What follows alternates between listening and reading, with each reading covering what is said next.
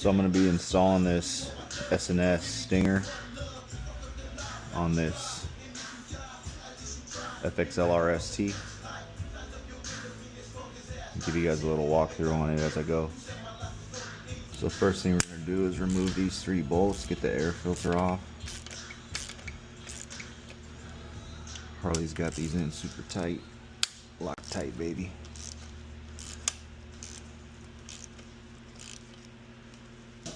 Switch to power tools.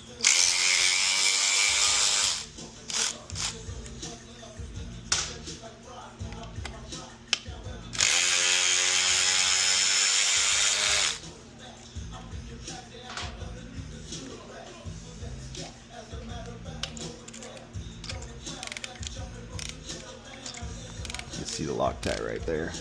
A lot of blue.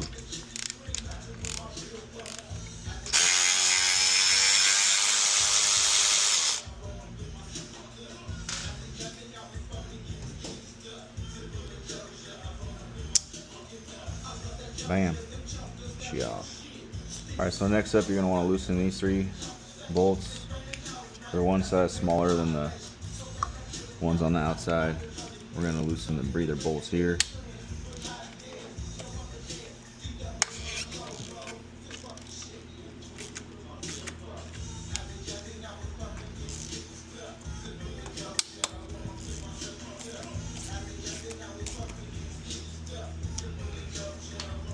And we're going to switch to power tools.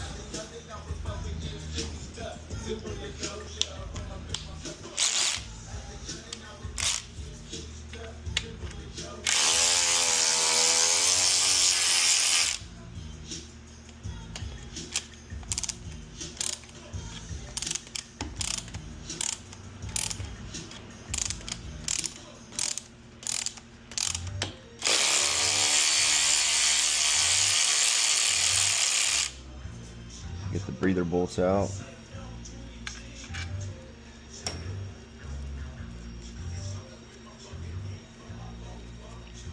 And that should free this.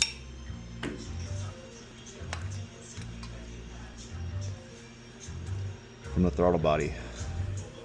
So once you get that off, this one has the stock bracket up on top. Some intakes require you to keep that. They have a bracket that runs across the back. I'll have to check if S&S has one of those, but as you can see, you got your throttle body plug, 3-hole, pretty clean in there. It's a new bike. So let's get the other one out. So here's the S&S kit.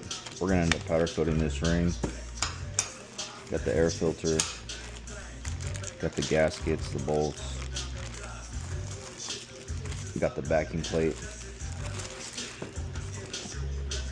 We got this little box here. Let's see what's in it. We got the Stinger. There it goes. So we're gonna go ahead and get the backing plate on first.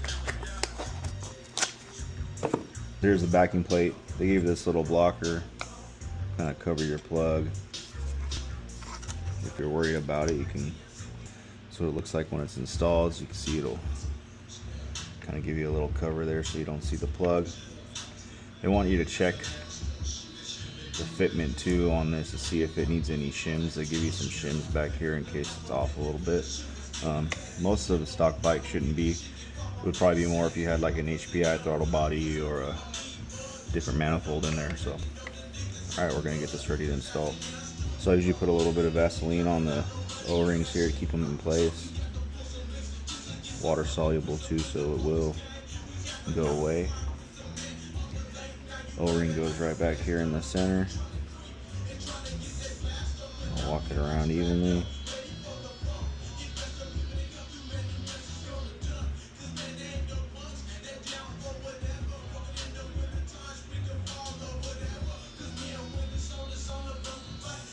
Specs for these is probably 80-120, just like any other 1/4 bolt. If you use a 1/4 inch ratchet and you're mechanically inclined, you should know how tight these go.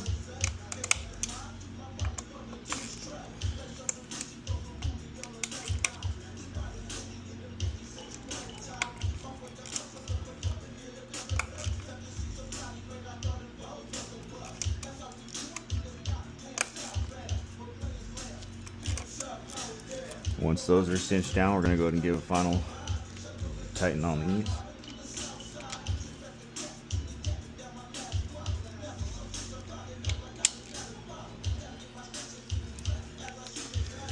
And we have the backing plate installed. So next we're going to slap the filter on here, and I'll show you guys how that's done.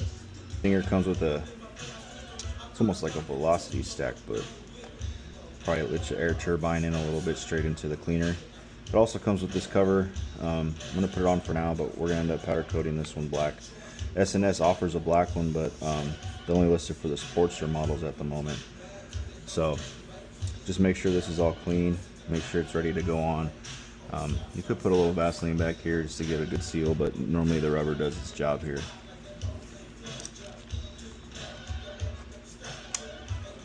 And get these started by hand.